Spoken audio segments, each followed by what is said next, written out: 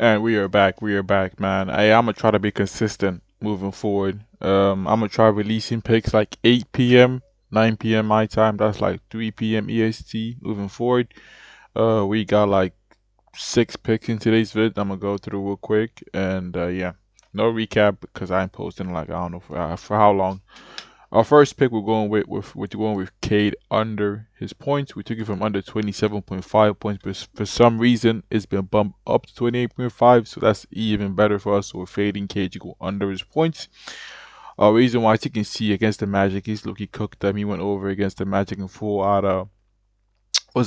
of 7 games, and he barely went under in the 3 games he went under. But the Magic are known to play one-on-one defense. This Cavs defense is the complete opposite.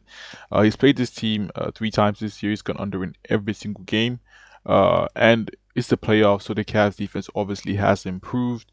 If you see how the Cavs played against Brandon Ingram, man, that shit was sad. Bro got doubled in every single game. Bro I had to like finally fake an injury to not play anymore, but that shit was sad to see. And I see K getting the exact same treatment. Last year when he got double teamed against the Knicks, he couldn't do shit. Let's look at his playoffs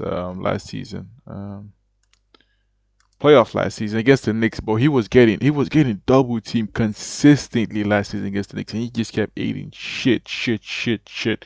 So we're gonna fade Cade based on what I saw last season. Man, he cannot handle double teams, and from what I saw the Cats do to Brandon Ingram, I see him giving the exact same treatment. Because honestly, in this team, who do the Pistons have that's a scoring threat except Cade? Oh, Tobias Harris. Oh, so scary. Like if the Pistons had to rely on Tobias Harris to win them games, I'm sorry, but they will lose the series. So yeah, we're fading Cade to go under 28.5 points. 27.5 points the official line, but 28.5 is much better. Our second pick will go with Jaden doing over his rebounds. He's played his team twice this season. I mean, 3 times this season. He's gone over in 2 games with 16 and 14 rebounds. But the one game he went under, he had 7 rebounds. And in that game, he had 19 chances, only played 21 minutes. I expect Durant to play more minutes since I don't really see him getting foul trouble. Because the only risk with this guy, honestly, is foul trouble, man. Plus, in this Magic series, he was getting bullied this Magic series. But I see him having a much better series against the Cavs compared to the Magic. Um, Rebounding should be better because you expect it to be more around the paint. With him guarding Jared Allen, I think his name is. Yeah, Jared Allen.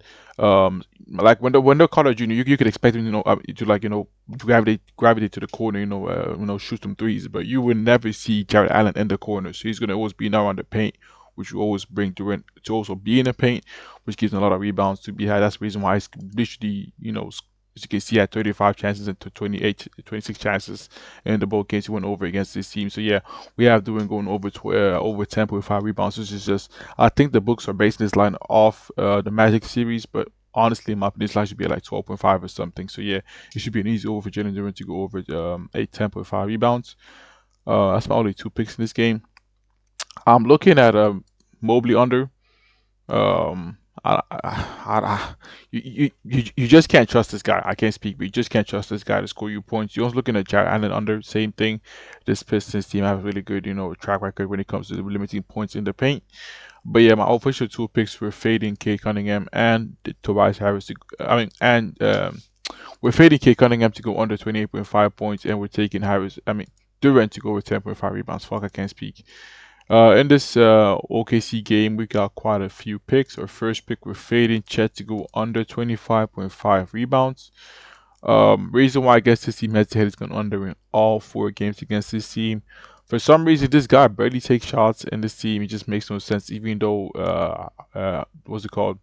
J Dub is out. He's still averaging 10.9 shots per game, and he only had 16 shots last game. But the game before that, he had 6 shots against the fucking against the what's the name? Against the Suns. So yeah, we're fading him to go under 25.5 rebounds, points plus rebounds.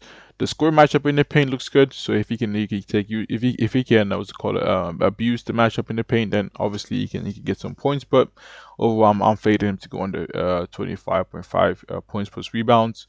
We're also taking Harrenstein to go over his assist to 2.5.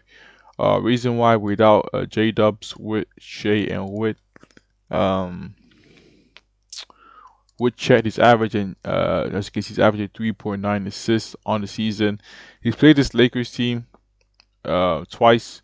One game he only played 20 minutes, and the game he played 10 minutes. Obviously, the blowout proof is actually, I mean, the blowout risk is actually like crazy, but hopefully he can cash us within the third quarter. Most of his assists, as you can see, go inside the restricted area where he gets most of his assists, and this Lakers team ranked 22nd in the league. So hopefully he can cash us, like I said, within the third quarter. And also, I see he might get a couple assists if he and what's it called, Jared McCain share the court at the exact same time. He might get a couple of handoff assists to Jared McCain because it's like a handoff action with Jared McCain and Harnstein. So yeah, and my last two picks were fading Austin Reeves to go under 6.5 field goals made. You can't really see the line on. You can't really check that on bet on props minus, but it's available on. I think Price Picks has it. I think most fantasy apps have it, like the free throws attempted, the field goals made, field goals attempted, all those kind of stuff. So I'm taking it to go under his field goals made at 6.5. It's available on my book. It's Nordic Bet. Reason why I fade him to go under is because you can see with Luca being out, there's only two guys this OKC defense will be focused on stopping, which will be Austin Reeves and LeBron James. I can promise you, every single time one of these guys gets the ball, they will see bodies consistently. Austin, he can honestly go over his points. But that'll be on free throws in my opinion. So that's why I'm just fading his points. I mean, I'm just fading his field goals made because whenever he gets the ball, he will see bodies, and it's kind of hard. It's kind of hard just going on with this OKC defense. Plus, the blowout risk is also there. So this is the blowout. He's still less minutes. So yeah, we're gonna fade him to go under his. Also against the team head to head, it's gonna under against this team in every single game. As you can see, he had 4 field goals made. He had 6, and he had 5. And this game, Luka was not playing. He was playing with LeBron too in this game, so he went under in that game too. So we're fading to go under 6.5 field goals made. We're also fading LeBron to go under 20.5 points. Like I said, it's the exact same reason as Austin Reeves. Where as you can see, where he gets most of his points is OKC defense rank one and one. They're number one in the league in stopping those points, stopping points in the paint. I can't speak, fuck So yeah, we're fading Braun to go under points. We're fading Austin Reeves basically to go under his points too. Um, you can also take guys like Marcus Smart over his 3 points attempted because I see him getting left open from three quite often.